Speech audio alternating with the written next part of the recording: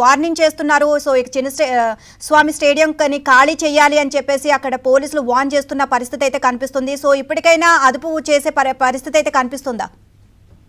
So Chinnaswamy స్టేడియంలో దాదాపు 30,000 మంది వరకు దీని కెపాసిటీ ఉంటుంది.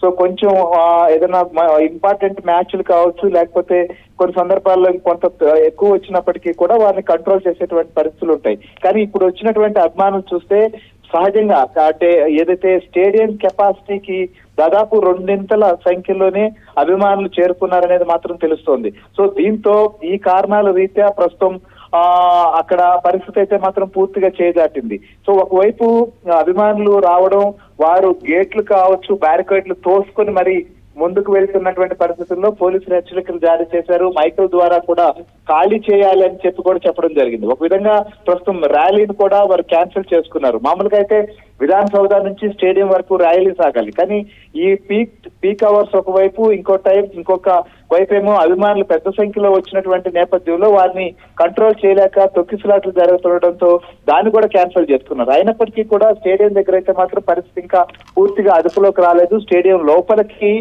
30,000 మంది కెపాసిటీ ఉన్నటువంటి స్టేడియం, కానీ దాదాపుగా అంతకు మించి డబల్ సంఖ్యలో అభిమానులు వచ్చేశారు. దాదాపు 40,000 మందికి పైగానే లోపలికి వెళ్లిపోయారని చెప్పి పోలీసులు భావిస్తున్నారు. సో ఇంత క్రౌడ్ ఉన్నటువంటి నేపథ్యంలో వారందరినీ బయటకు తీసుకురావడం అనేది కూడా చాలా తలనొప్పిగా మారుతుంది. కానీ ఖచ్చితంగా పోలీసులు అయితే మాత్రం వీరందరినీ బయటకు పంపేందుకు ప్రయత్నం చేస్తూనే ఉన్నారు. అంటే చాలా మందికి ఎందుకంటే ఒక విధంగా ఎవరన్నా బయట ఉన్నటువంటి వ్యక్తులు, వారి కుటుంబ సభ్యులు లేకపోతే ఫ్రెండ్స్, అలాంటి వాళ్ళు వీరిని హెచ్చరించేందుకు అక్కడ పరిస్థితి సరిగా లేదు, ఇలా చనిపోయారని చెప్పాలన్నా కూడా చాలా ఫోన్లు కూడా కలవని పరిస్థితి. ఎందుకంటే ఒక్కసారిగా అక్కడ క్రౌడ్ రావడంతో చాలా మంది ఫోన్లు కూడా కలవట్లేదు. ఎందుకంటే మనం చూస్తున్నాం, మన రుత్విక్ బెంగళూరు ప్రతినిధి కూడా అక్కడే ఉన్నారు.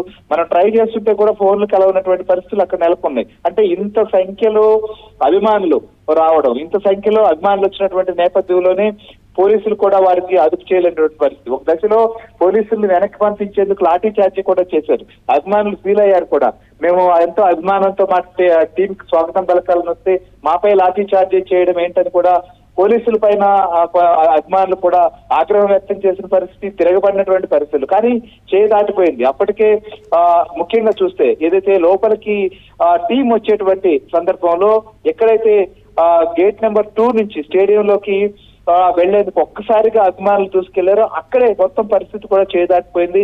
సో ఆ గేటు క్లోజ్ చేసినా కూడా వాళ్ళు గోడలు ఎక్కడం, చెట్లు ఎక్కడం ఇలాంటివన్నీ కూడా చేశారు. అక్కడ ఏ అందుబాటులో ఉంటే అవి ఎక్కి తోచుకుని మరీ స్టేడియం లోపలికి వెళ్లేటువంటి ప్రయత్నం చేశారు. కానీ ఆ బయట ఉన్నటువంటి పరిస్థితిని కొంత కంట్రోల్ చేసినా లోపల ఇప్పటికీ కూడా చిక్కిరిసిపోయినటువంటి అభిమానులు ఉన్న పరిస్థితి. ఒకవైపు వర్షం కూడా పడుతోంది.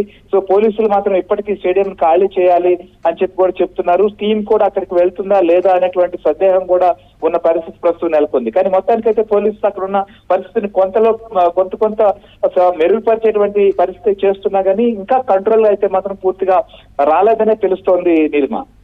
Right, thank you Srihari.